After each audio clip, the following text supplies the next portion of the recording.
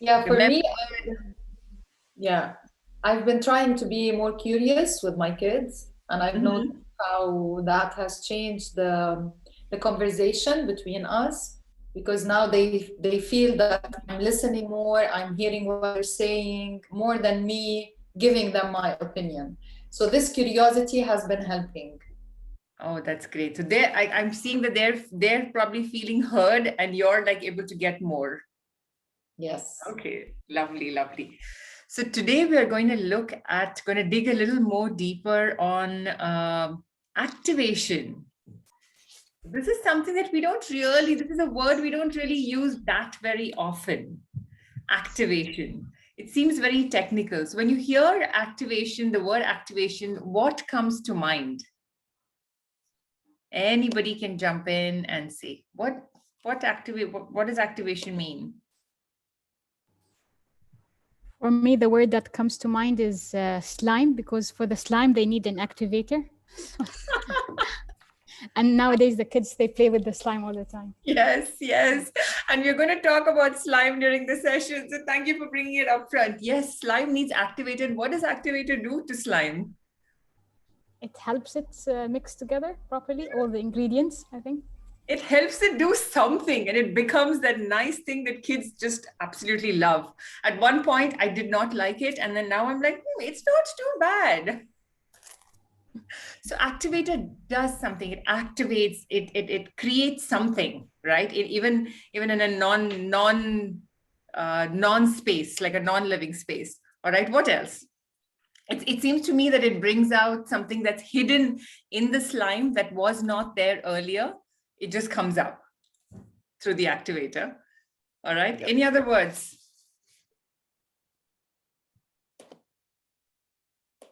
Action, action itself. Like activation, there is, yeah, it also reminds you of action. It puts something into action. Absolutely. Put something into action. There's some spark. It triggers something and something happens. So it's like children have energy and they just have lots of it. Sometimes we want to borrow some of it. But then the point is, how can we be an activator in their lives for ourselves and for them? So today we're actually going to explore this whole activator. And a lot of this is unlearning what we already know, because over the years we've like accumulated a lot of things, how learning should look like and must look like and how the end must be. So a lot of what we're going to do is unlearn some certain things, and the intention being that we expand our horizon. We just really, really expand and look at it from different windows. All right. Okay. So where we're going to start is we're going to imagine that your child is making lemonade. Any children here have previously tried making lemonade? Have your children tried to do something like this? Yes? All right. I can see nods. So just imagine and think about, what are they going to learn?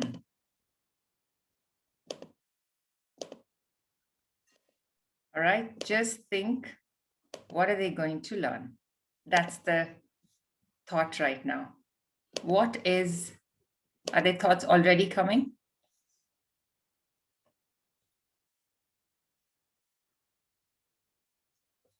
Just think, what are they going to learn? That lemons are actually bitter. Lemons are bitter? Okay, all right.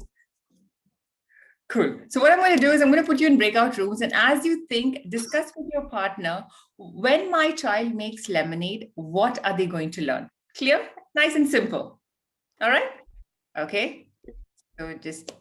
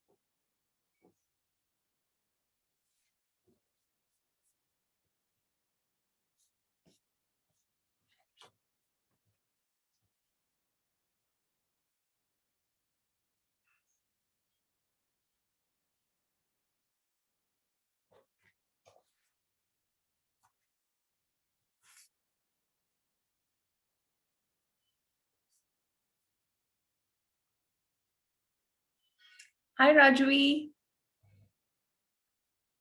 Welcome.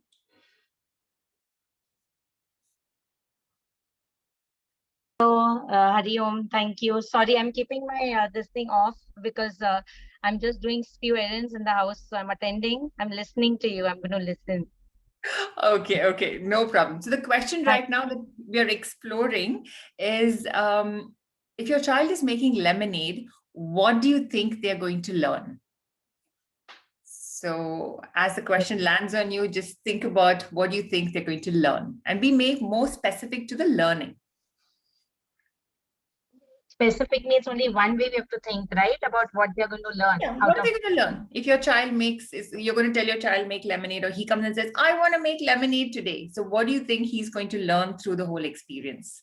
Okay, so are we supposed to write it down or something? No, yeah, write it down. Right now, everybody is in a breakout room. Since it's only 30 seconds left, I'm not going to put you there. So you just think for yourself. Okay, because is it okay? I'm just going to listen today and I can write down and then send it to you, because right now I'm just in the midst of housework as well, dinner, etc. But I don't want to miss your presentation. Yeah. No problem at all. Thank you. Yeah. Okay.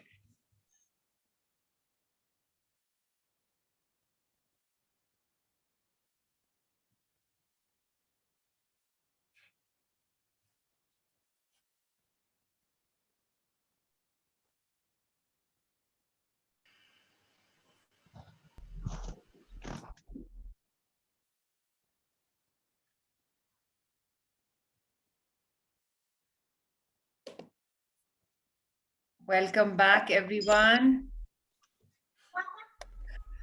So I'm very curious what you all have come up with. What do you think your child is going to learn when they make lemonade? Anybody jump in from each of the rooms? You can represent. A lot of things, like maybe 3-4 chapters of science. Like we came up with dilution, like diluting with water, what kind of sweetener can be used, measurement, using force to squeeze. Yeah. Why not put the peel inside the lemonade, the seeds, sifting. So yeah, these are the things that came up. Okay, all right. It's very sour. What are the other ways of making it? Is this the only kind of lemonade? Can we add something else? Or these kind of things we discussed. Okay, all right. Also getting the essence of something, getting the essence of something, the concept of essence, that if you work on something, you get the essence of it. That essence is quite tasty. Okay, essence is quite tasty, or maybe not if people don't like sour taste. Yeah, that is also Right. Okay. Rajvi says independent learning, a lemonade finally made by himself. So I'm seeing empowerment. It's like achievement, success. Yeah. All right. It's also a small assignment to understand the effort in cooking. So, this is their first steps towards that. So they understand what cooking actually means, and how serving others is also a pleasure. Okay. So that's cooking. It gives them confidence, and it's a skill. Actually, they learn skills, and obviously it's integrated. Then recipe, then measurements, everything comes in, handling, so it's holistic. Actually, cooking, whatever, lemonade making, baking, anything like that. Yeah. Right. So there's measurements, and I also I also think about ratio, and what is 1 tablespoon, and how much should we put for 1 glass of lemonade? How much should we put? All right. So as we can see, just getting a child to make lemonade can open so many things out, right? We're talking about math. We talked about science. Mirna came in first, talk about science. There's a lot of concepts that come in. And sometimes when we get very excited with this, the moment we see, we can teach them the science, taking out the essence, we get all focused on the learning. What if we put another perspective and say that it doesn't matter what they learn? I really don't care what they learn. Now what happens to the lemonade making? What changes? Perhaps it becomes more fun and less stressful. It becomes more fun, less stressful. So there is this some freedom that comes. All right. Yeah. Okay. Then it's all about exploring. Then it's a total exploring way of learning it. Like what would the salt and the sugar do to the, like you don't tell anything about, just about knowing themselves, finding out, exploring. Yeah. There's no expectation, right? So there's no perfect lemonade at the end. There's no, oh, do I put 1 spoon of sugar or 2 spoons of sugar or 1 spoon of salt? It doesn't matter. Okay. What else? It's kind of a discovery learning, just like we said before, exploring, discovery learning, actually. Yeah. And there is also what I'm hearing, experimentation. Yeah. Now, do you think by the end of this kind of a lemonade making, there could be sometimes a lemonade never turns up? Yeah, possible. How would that be? That would be even better, because then they would want to make it again. That why isn't it what I know lemonade as? Right. So in such an exploration, there could be that there's no end result at all. Yeah. That perfect lemonade may not come. You may never be able to serve yourself or your guests, if there are more people out there waiting for the lemonade, that might never turn up. Now the thing is, but what beauty comes out of this kind of, I don't care what they learn, is that you can just observe the child squeeze the lemon, maybe just look at the lemon rind. What kind of a color is it? A yellow lemon? Is it a green lemon? How do you squeeze it? Can you squeeze it with your hand? What's the texture of the lemon juice? Maybe taste it. There's so many other things that can come out right here in just observing the process. Yeah. The real anchor is here. Lots of us always end up focusing on the end result, like the perfect lemonade. It needs to have that perfect sweetness and the perfect, maybe some of us like it salty and sweet. Some of us like it concentrated. Some of us like it diluted. There are different ways of liking a lemonade, right? All of us have different tastes. And so we focus on what we believe is the perfect lemonade. And in that process, there is that child who ends up wanting to focus on the perfect lemonade rather than the process. Because we end up saying that, oh, okay, clean this place, or even the cleanliness. The last time we spoke about lemonade, there was a parent who said, no, the first thing that I'll tell my child is I need the space very clean, because I am not going to clean after the child. So cleanliness is very important, and I'll give all the ingredients in the correct proportion. Yes, great. We do need to do that. And what we are inviting right now is, can there be space for the child to also explore and really get messy? Like really downright get messy, because otherwise we're so used to just seeing the perfect space, the perfect kitchen, or our parents make the perfect lemonade. So I can never get there. Or maybe the child can in their way of perfection. Right? So a lot of us constantly focus on the end result, and it's not bad. It's really not bad. This Calvin Hobbes comic strip is quite interesting. So I'll give you a couple of seconds to read it.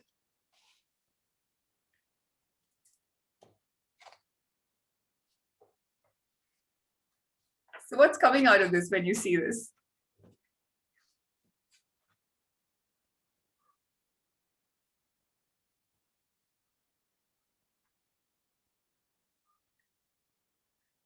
Don't lots of us focus on that A+? Like we end up having an agenda for our own learning, right? Like this needs to look like this. This activity needs to have this kind of end result. Then maybe it's the perfect activity for the child.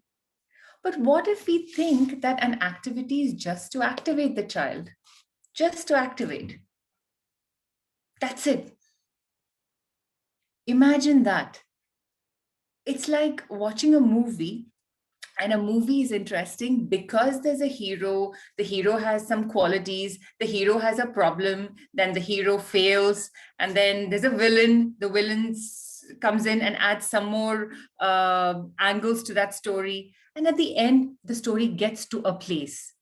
But what if you're watching the movie from the end? Do you think the movie would be interesting? The whole enjoyment of the movie is in the process of watching, in going through all of those emotions we go through, the stuff that we have in the middle is like, oh, what's going to happen? The expectation. Sometimes there's disappointment because we expect something else. Too many times we end up just hurrying to the end goal.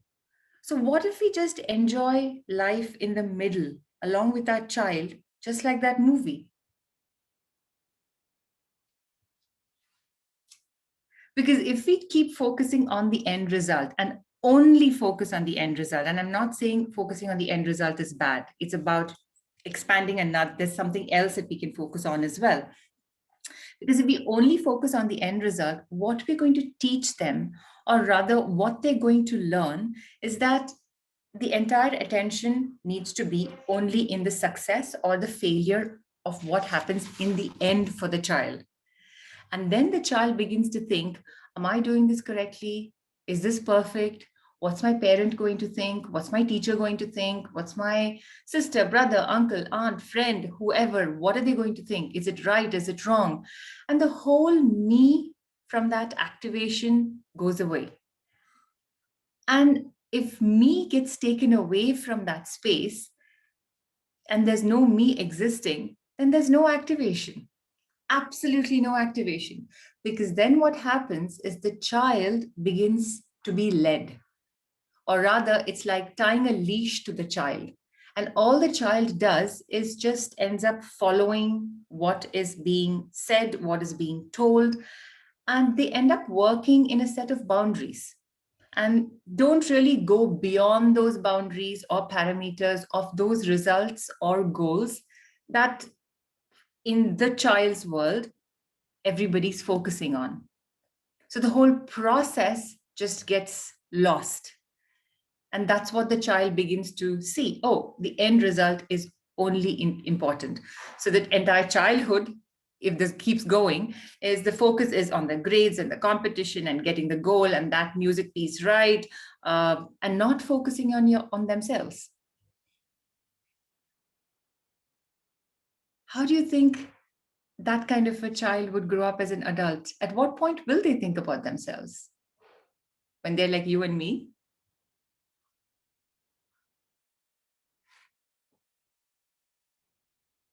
What are the thoughts that are coming when you're hearing this?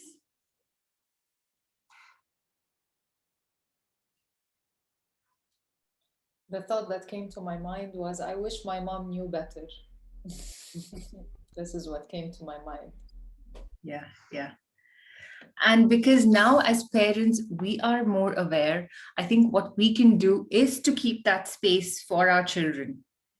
Like give that expansive space.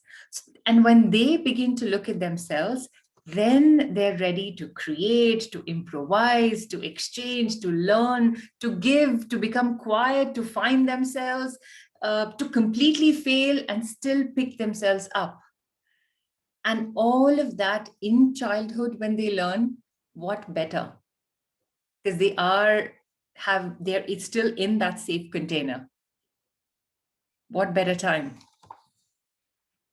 Right? So that's where we're really, really focusing on. So why not just focus on the activation and really jump into that river where the child is playing and messing around? Why don't we jump in as well into the same river and have fun with the child? And trust that in that activation, there is a lot of learning happening. It may not look the same way as we're used to seeing learning as, but it's happening nevertheless. That's what we need to understand. And to experience that, we'll try a small experiment. What we're going to do is we have different body parts. We've learned it from when we were in grade 1.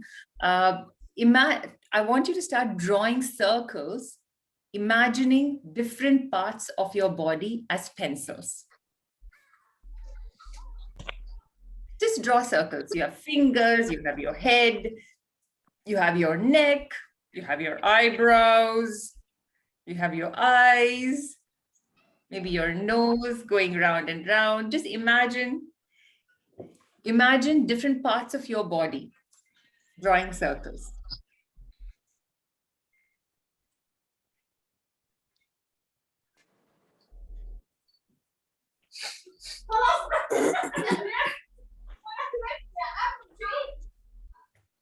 And just observe yourself. Maybe move your shoulder. Maybe your toes.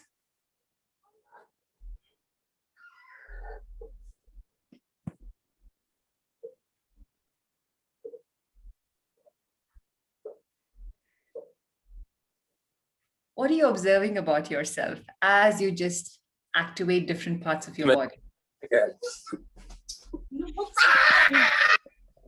The tightness is all going away. The tightness is going away. Okay. So there was tightness and now it's going away because you've activated that part. Okay. Mm-hmm. What else? It's fun. It's fun. It's fun. It's just fun moving your hips. Maybe imagine doing this with your children. Just say, come, let's move different parts of our body. They'll be like, okay, what happened to you? But trust me, in that 5 minutes, you'll have lots of fun. Because they're integrated. They're already having all of this intelligence in their body. It's there. It's us. Over years and years and years, somewhere down the line, we forget all of this. Just the pleasure of activating different parts of our body. Just do this with your children. Just jump in and say, and with them, it will not be imagine different parts of your body. Actually jump in and do it with them and see what comes out. And it doesn't matter what age the child is. The older they get, they'll be like, okay, what are you doing? But there will be some amount of smiles that you will get anyways. So the point here is that it's not about thinking about this exercise. It's actually jumping in and doing it. It's actually activating all of these parts of your body physically, as well as not really thinking, why am I doing this? But just jumping in and enjoying the process. So the whole point is, where are we coming from when a child is doing an activity? It's not what we do. For example, when children are put in for music lessons, for example, and we see this everywhere, music is good for brain development. And so then there are parents who say, oh yes, and I'm there, I'm putting myself there as well. So that, oh, okay, music is good for brain development. So I'm going to teach my children music because it's very good for brain. And then there's music dumped onto a child. And then you're like, okay, music is good for the brain. Music is good for the brain. So I need to do it. Keep at it. The child might struggle, but it doesn't matter. The brain needs to develop. That's all we keep telling ourselves. No, the music is good. And the whole joy of the music is lost. Is lost for the child, is lost for us, because we focus on music being developed for the brain. It's no longer about the joy of music. And this can apply in many different scenarios: music, painting, you name it. There's always like, talk about children saying that, oh, I'm doing this activity because it develops my fine motor skills. Have we ever heard of children say this? No, they just do it because of the sheer joy. And we focus on, this needs to be developed and that needs to happen by this milestone. And that's what's running in our head. For example, just yesterday, I was playing ball with my daughter, a small tennis ball, and we were just putting it up and down and catching it. And then immediately I told her, why don't you try doing this 25 times and don't drop the ball? It's very good for hand-eye coordination. And she looked at me and she's like, okay. And she started doing it. She just kind of said, okay. And she started doing it. And the third ball, it fell down. And she said, I can't do it. She tried it twice and said, I can't do it. So I said, no. And I encouraged her, just like all parents. No, I think you can do it. It's very good for you. And then I asked myself, what am I doing? once again, I was just focusing on the end result. I was like, well, you need to do it 25 times and it's good for your hand-eye coordination. So I switched and then I said, hey, why don't we play? Why don't I just throw the ball and we keep doing this? So then she was like, okay. And then we started doing it, and probably we would have played that game for around half an hour, 45 minutes. There was another 2 children who joined us. And no longer did we speak about hand-eye coordination or catching it 25 times. We would have thrown it around 100 times to each other over and over again, and sheer joy and laughter and fun. And because I was coming today and I was preparing for this, I was like, it happens even today. So it's a question of catching ourselves and then switching on a completely different window, because automatically we get there and it's normal. It's okay. It's not about telling right or wrong. And can we switch in and do something else? Because when the child hears end result, trust me, they're not activated. Even a fun ball can just be like, oh, I don't want to do it. It's boring or difficult or whatever the words we keep hearing. But when they're activated, they can just go on and on and on until I said, I'm done. Can we please go home? I'm tired. So it was such a switch that I thought was good to just bring it in, because I'm sure we have different examples like this in our own lives. A very simple thing that we can just, a switch can cause a completely different result. Any thoughts that are coming at this point?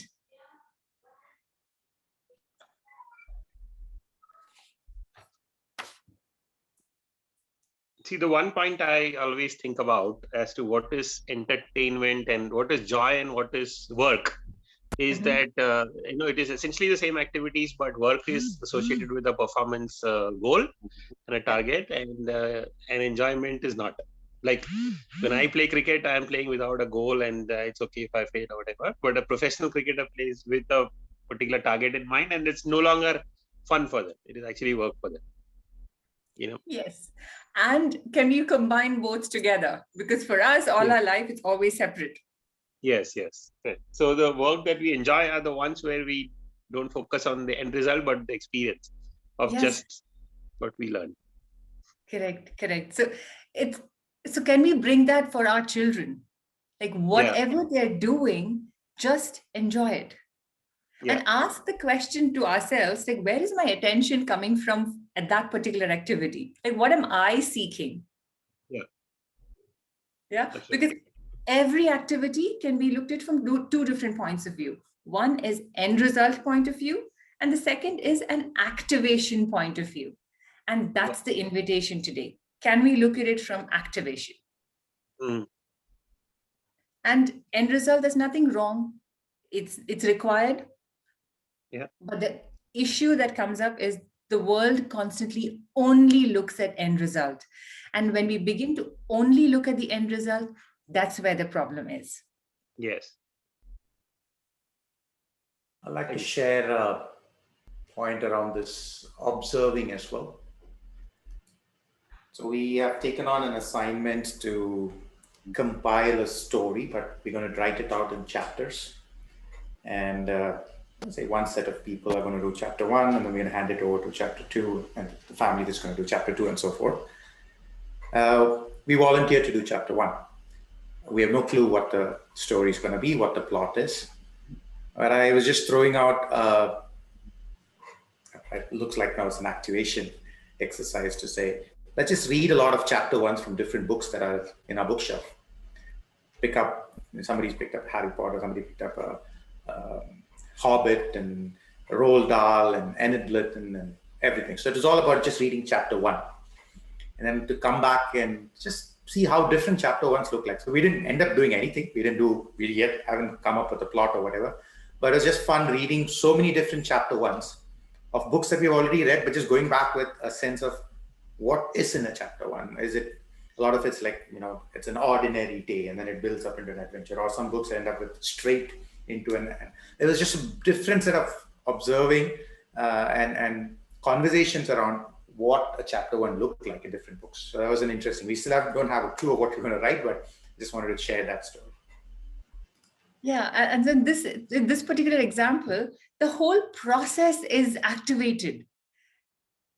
Yes, the end result is still not there, but it's going to be such a joyful experience that you can already see, like, oh, okay, imagine reading chapter ones of different books. Ever done that? That's going to be really interesting. So this activation can, yeah. Yes, okay. This reminds me, when we were kids, we used to tell stories, come up with our own stories, horror stories, and they were not true, but each one will tell a story, and the other kids also get encouraged, and they will tell a story, make up stories, and it activates, their imagination. These things we used. So that's the process, there was it was not a real story, no script, nothing. We were improvising and just enjoying for the sake of it. That's it. That's it. And that's what we're saying. Let's bring it back in the lives of our child. That's the whole invitation. That's called activation. And you can see when your child is activated. And I'm sure if you just pause, there are already moments in your life that when your child is activated, they're just doing stuff, they're fully in, they're using all their senses, they must be super curious, asking questions, wanting to do and get stuff done, and just you can see through their energy, you can feel it that they're activated, right? And imagine having that most of the time. Isn't that what we want as their parents? Bindhu, I'd like to just share a story as well about my daughter. She used to go to a Montessori nursery. And every time I dropped her, like I used to go and hang her coat. Okay. So, and then one day the teacher told me, why do you hang the coat every day? Like you shouldn't be doing that. Let her hang the coat. But for me, I always had this excuse of time, like we're in a hurry. I need to hang the coat to help her. So she goes into class. And then when I started leaving her, I noticed that it took her maybe a month to hang the coat by herself. But at the end, she used like all her motor skills to hang the coat on the hanger in a way. And then her teacher told me, you were not teaching her, you were doing it for her. So now I just remembered all that when I left her and she was curious about it, she learned it. Yeah. So I just wanted to share that. Yeah. Oh, that's such an awesome share, because you just bring it to the point where sometimes we think we're doing it to save time or doing it to help the child, but in essence, we're actually taking away their experience and taking away their joy by doing it. And we don't realize it. We really don't. Yes, Rupal, you had something to say? I was just going to say. I was just thinking that you were telling about the music thing, right? Like, of course, we do a lot of things for our kids thinking that we should get them to do it. Like, I can tell my son's experience that it's only at the age of 14 that he decided he wanted to learn an instrument. So he started learning the piano. But over the last 2 years, he's been doing the piano with a teacher who is with nothing, no agenda that I'll give this exam or that exam, just doing it because he wanted to do it. He used to decide what songs he likes and just play it. Or sometimes the teacher said there were no books. I mean, there were books, but I mean, that was just for practice, but he did lots of things out of his own interest. Now, we decided that he wants to do an exam. So I actually said that you should do an exam too. It's been 2 years, maybe a certificate. Now I see that earlier, his practice was more fun for him. And now because he's giving an exam, he has to do those 3 pieces every day. How do I explain it? But his way of doing those 3 songs is no more an enjoyment. It's like I have to do it. So somewhere I feel that, okay, activation is there and end result is also there, but it's always a challenge to balance them both. Yes. I mean, how long will you keep activating? And my second son, he is in an age where he is ready to activate anything you give him. So you just tell him, today I'll do this, today I'll do this, today. He can probably spend another, especially now with homeschooling, he can probably spend the whole year, another 2 years just activating. That after end of 3 years, I might be like, oh my God, what is he going to do now? Because he is trying, because this is the age. I think it goes with the age. The end result will eventually come. We have to trust. We have to believe that this is the way. And now that we have the knowledge, like you said about the ball, and it reminded you back because you have the knowledge now. And then so like now I know something about activation, Now, every time something happens, it subconsciously, I'll just come into my conscious mind, and I might probably, it's nice activation. But I was just thinking about this example of this music exam, that how do we bring this balance between end result and activation? Yes. That's definitely, that's a very good question, and a great observation, Rupal, because you could see the joy shift when it was just the sheer joy of playing music to giving an exam. Now, we're not saying that giving an exam is not important, all of that, but the point is, in that particular context, it's our awareness to say that, okay, at this point, the focus is the end, the exam, for example. So the question is always, where is my attention?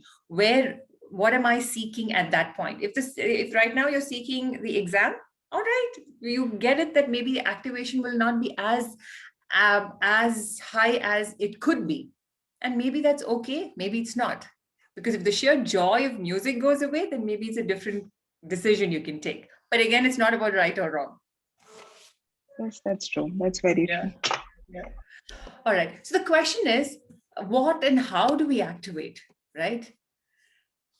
Here's where we get to Howard Gardner's 8 intelligences. We had brought it up last time as well. So there are 8 intelligences that we innately have in ourselves. And this is the research by Howard Gardner. And these are the different intelligences. I'm not going to go through each, because what we're going to do is deep dive in each of these as the sessions go, because each of these open up a completely different set of windows. It's like switching on different lamps in us to go ahead and kind of see the world differently. But before we go there, I'm going to ask you a question. If you see a different kind of seashell on the beach, what is the first thing that you would do or think of it? You could think something, you could do something, but what is it? Just come on mic and we'll say it. So let's have some fun with this. I will surely want to keep and preserve it for some time at least. Keep it. Yes, I agree. The first instinct I have is to pick it up. Yeah, for sure. Okay, All right. Pick it and clean it, maybe. Wash it with Pick it and clean it. Okay. Yes, of I course. think I will get excited. And wow, that's it. Okay, you'll get excited. So there's a feeling that will come out from you, excitement. All right. I would show it to first person I get to see in the beach or with the family. See what I got. Okay, so you take it and show it to other people. Okay, and share the excitement. So there's sharing happening. There's another thing that I love to do with seashells is to take them home and paint them and create something out of it. So that's something I used to do as a child. And every time I see beautiful seashells on the seashore, I just have this thing to take it and paint it. I never end up doing the second part, but my brain always thinks of it when I see beautiful seashells. So that's something that I would love to do. What else? Maybe think of where it came from. My child does that. She kind of looks and says, was there a living thing inside that? Is it still living inside? Is it safe to take it? So yeah, that's the next questions. After you kind of settle, then that's the next question for sure. Like for me, it's never the next question. I just immediately go pick it up. But then there's another perspective saying, oh, is there something? Maybe it could bite. Maybe it's poisonous. Could be. What else? What else do you think will happen? Any other angles? Music with it. Sorry? Can I make some music with it? Can I make some music if I blow into it? Okay. All right. Any other thoughts? Usually, the first thing I do when I see a seashell is just check that there's nothing inside, and then put it on my ear because I can listen to the sea. So this is what I do usually with the kids. Wow. Wow. So you actually listen to the sea. I've read this in books, but I've never tried it. Yeah, me too. Never tried it. Yeah, okay. I mean, it was my daughter who told me one time, like, Mom, listen, there is a really nice noise inside. And she put it on my ear, and I could hear like the sea waves. Maybe it was the sea waves coming from outside, but the moment I put it on my ear, it was magical. So now it's Yeah. like a tradition. Every time we go to the sea, we pick the seashell and we put it on our ear. Wow. Now that's something I'm definitely going to do the next time. Yes. Never...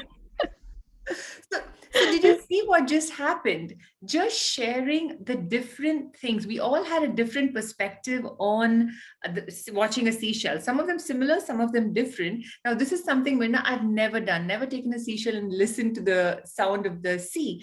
So what you've actually done for me is made me richer and more expansive the next time I see a seashell. Yeah. Because you're looking at it from a very different perspective. Right? So this is exactly the beauty of multiple intelligence.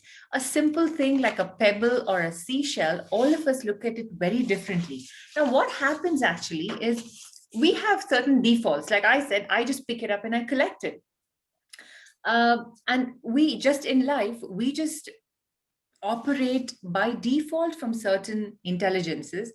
And the point here is to see it from another angle as well. Because our children or a child or even a friend might operate from a very different space.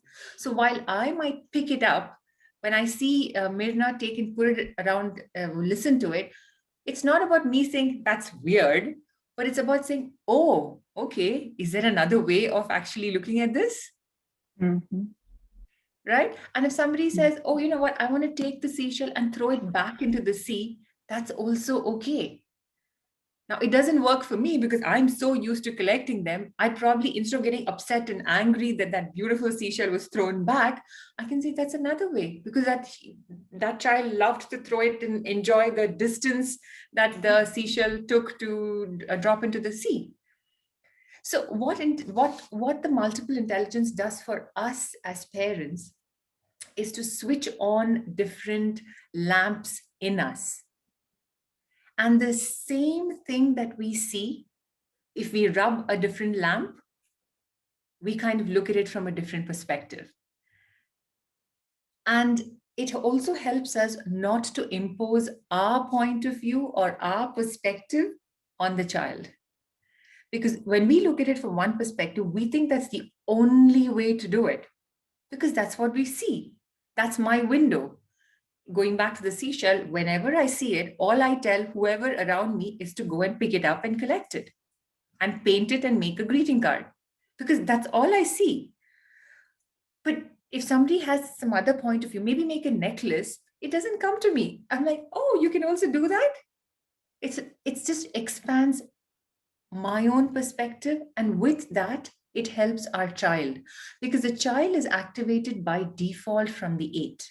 If you see a 1-2-year-old, they will see something, they'll lick it, they'll touch it, they will stamp it, they'll do all kinds of things with it. And as they grow, some bits of it reduce and certain things become more enhanced. So the point is that when we operate from these 8 windows, we also enable our child to be able to view things from 8 windows as well.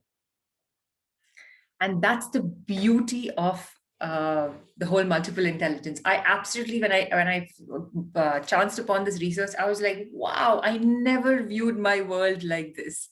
To kind of really switch on and switch off different parts of me. Quick example again. A couple of weeks ago, we had a beehive on our tree. The moment I saw the beehive, I was like, wow, I've got bees in my garden. This is so interesting, so exciting. There were children playing there, and they came to me and said, oh my God, that's so dangerous. What if it comes and bites me? And I look at them and I'm like, no, why don't you stand and observe it? They're like, no, I'm running away. So it's a question of, I viewed it from, say, the nature window, because I was fascinated that there were bees, that they were in my garden. I could get honey. Maybe I will wait for many days. But some other children, they're like, no way, this is going to bite me. I've got this story.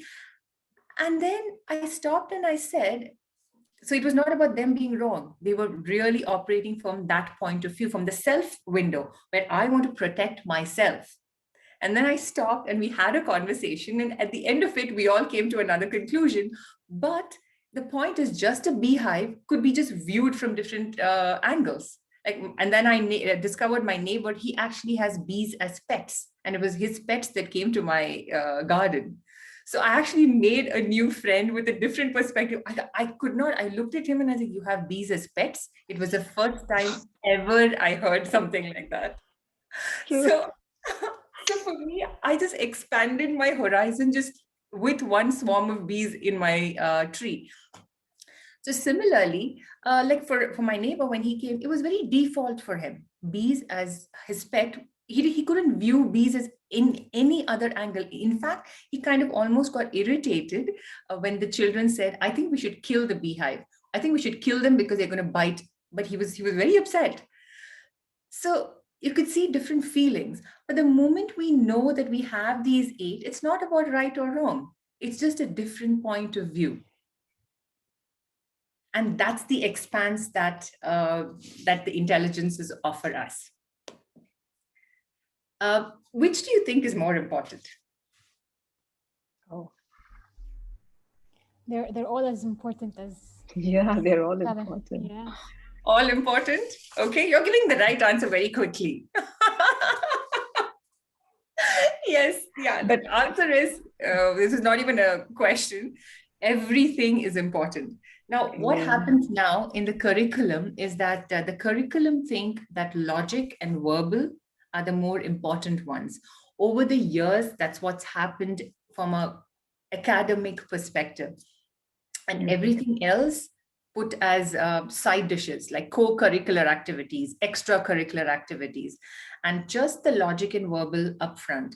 Now, it's not about only activating one. So children could be good in lots of other intelligences, and just because they don't operate in a verbal or a logical space does not mean they're intelligent or not, right? It's just the system that's kind of brought it, enhanced certain things higher than the other.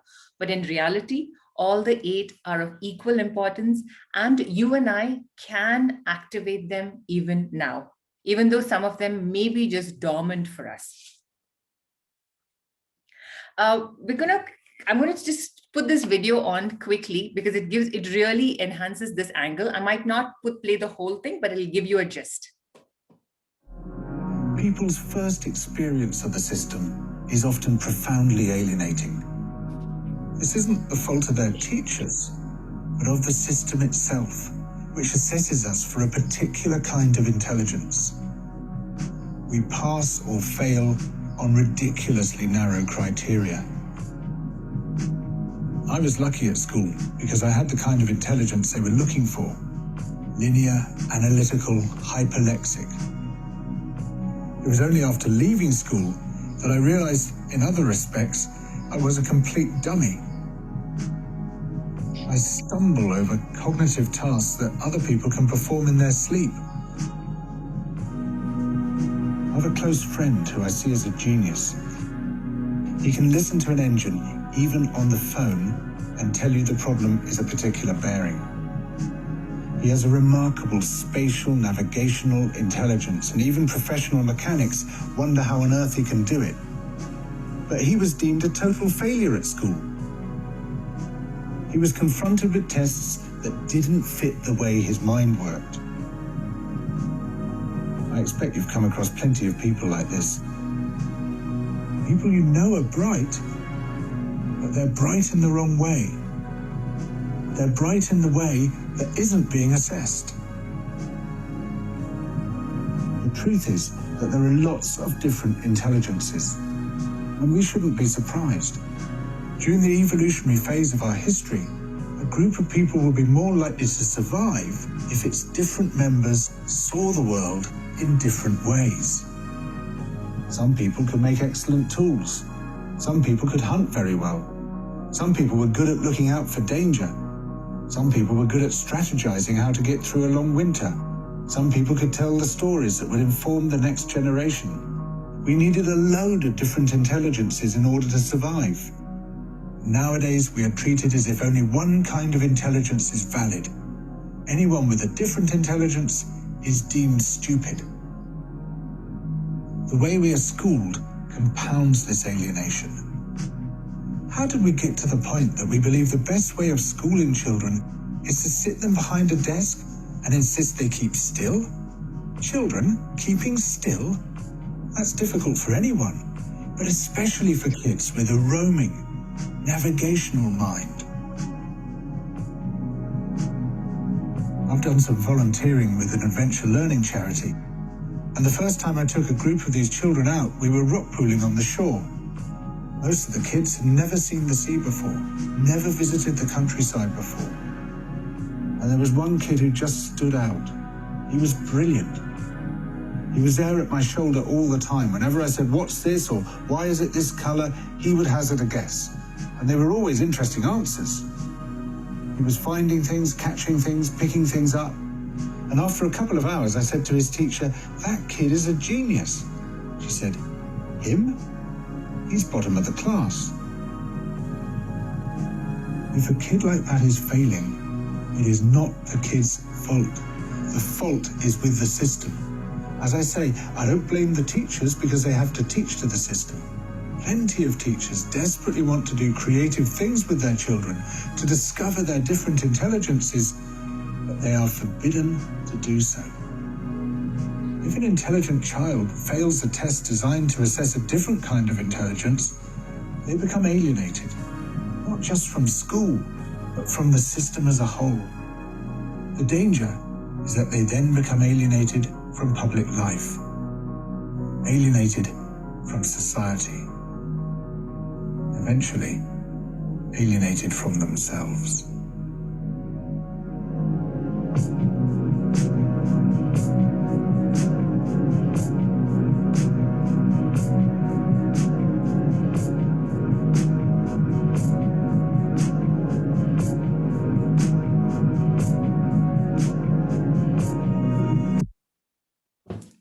So what are your thoughts? I want to share something, Bindhu. Yes. My son, he's 4.5, and my sister, she has a son as well, and he's 4. Before I came across this multiple intelligence, like 6 months back or something, I used to think and always compare, like any other mother, I would compare my son with my nephew. And he's brilliant. He can count to 100. My son can hardly count to 10, and he was sometimes will get mistake. So before I used to always judge, okay, my son is not very good in ABCs and in numbers. But then when I came across this, I understood that it's not, there is no test of how more intelligent he is or how clever my nephew is. I understood that my son is better in communication, like social intelligence. He's better with people. His vocabulary, like the words, the pronunciation is better. So it doesn't have to be like perfect in one thing and not perfect in the other thing. They could be, like perfect in other things, and that makes them different. Absolutely. Absolutely. What a beautiful example. Yes, agreed. We kind of compare on one or two things only. Yeah. Yeah. Any other thoughts? I think it just takes into account that there are like each person is differently wired. What we are looking at is a standard kind of brain and intelligence, but there's a lot hiding inside which doesn't get a chance sometimes to be on display. Yeah, yeah, absolutely. And we as parents and facilitators, I think the important part is to have these windows open for us all the time. Because if we don't, then we keep measuring, looking, comparing our children always only from one thing that we see and what we see in others. So it's really about opening it, because there could be some other brilliance that's there with the child. It's just waiting for us to look there and be the activator. And when we become the activator, it'll be the best slime in the world.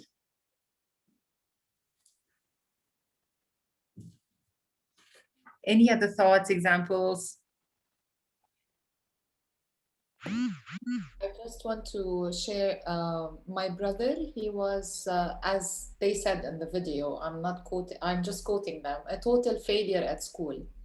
And it took him 6 years to graduate from college. And my mom used to tell him all the time, like, why are you like that?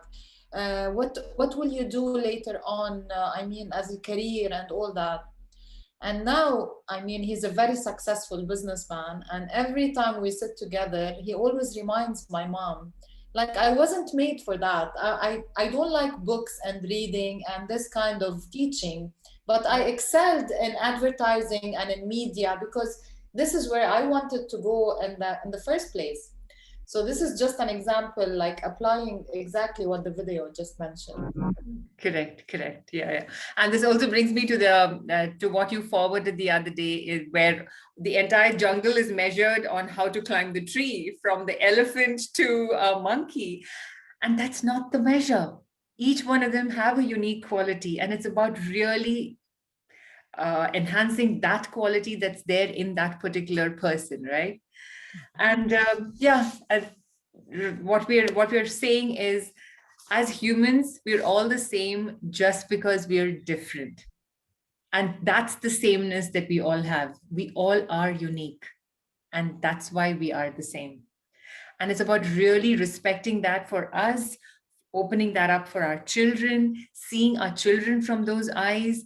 And that's what we really, the whole invitation of this is to be able to see your child like that. So what we're going to do in the next couple of sessions as these come is we'll deep dive into each of these intelligences, because when we deep dive in each, we kind of begin to notice how much richness is there.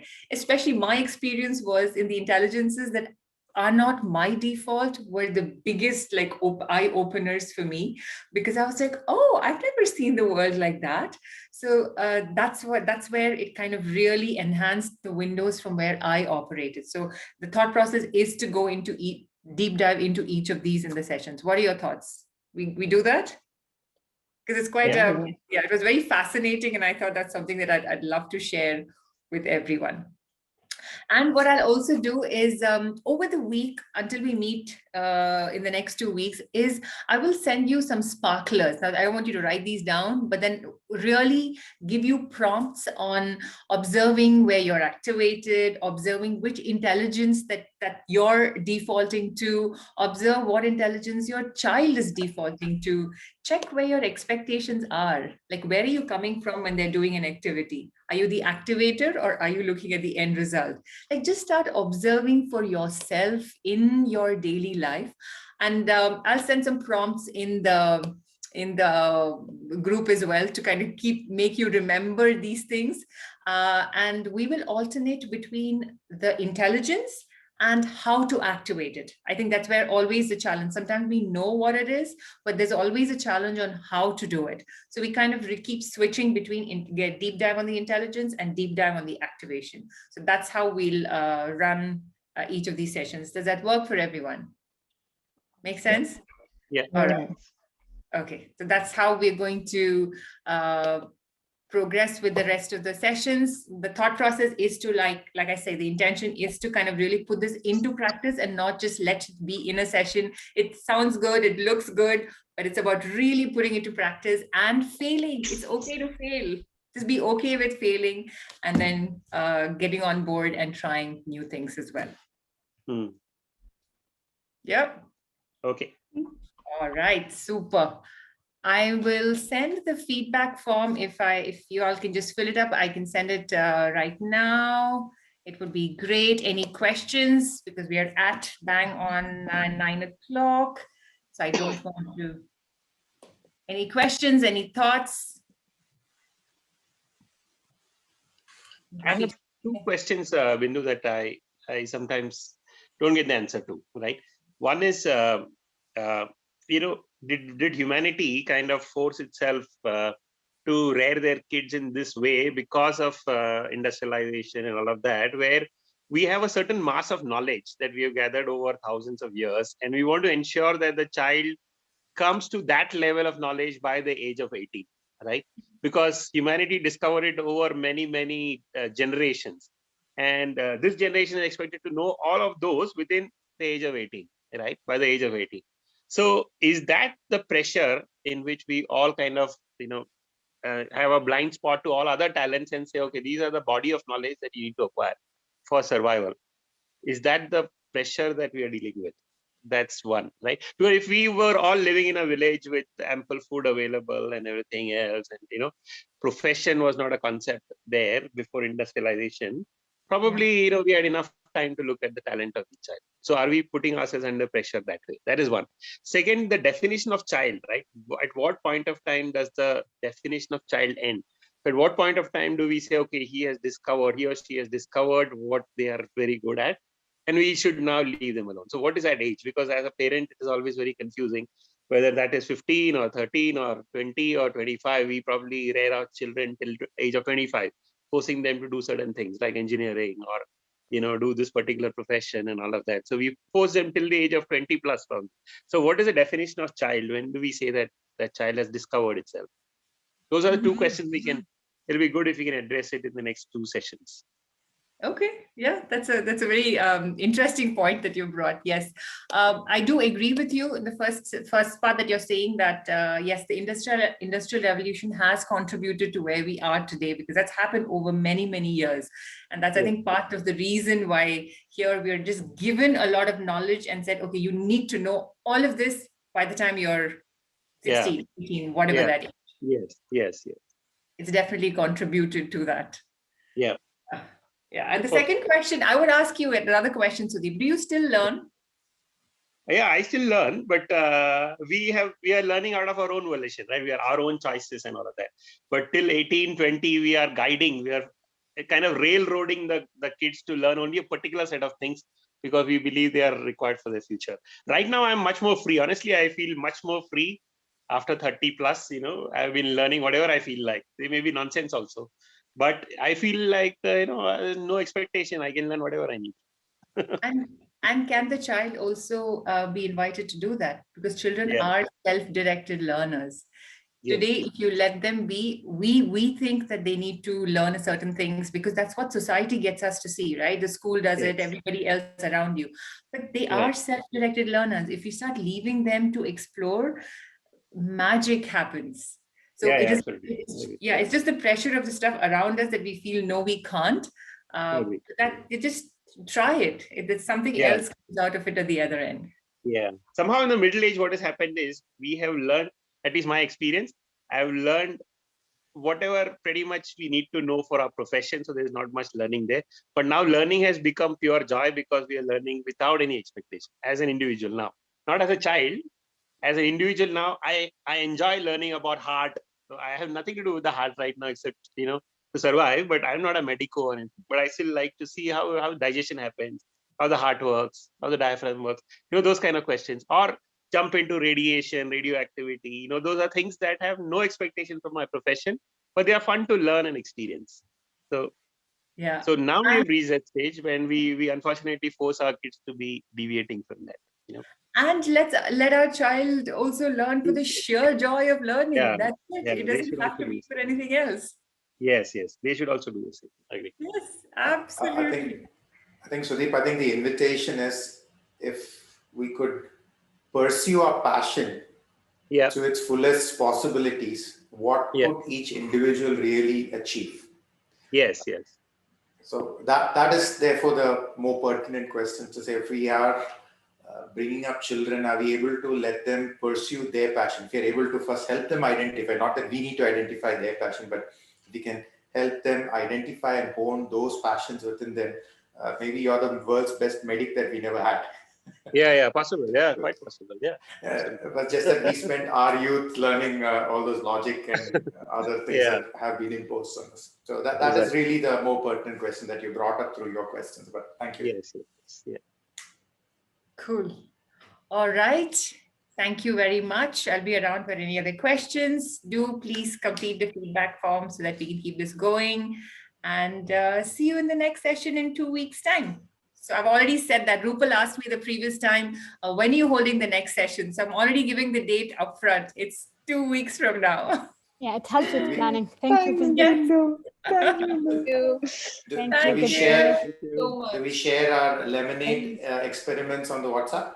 Yes, I'm going to invite I'm going to do that. and just see what comes up. I'm ready for the mess. I'm ready for just observing. I want an opportunity to observe, so I'm going to do it. Awesome. All right. Super. Thank you. Good night. Thank you. Thanks, everyone. Good night, everybody. Bye. Good night.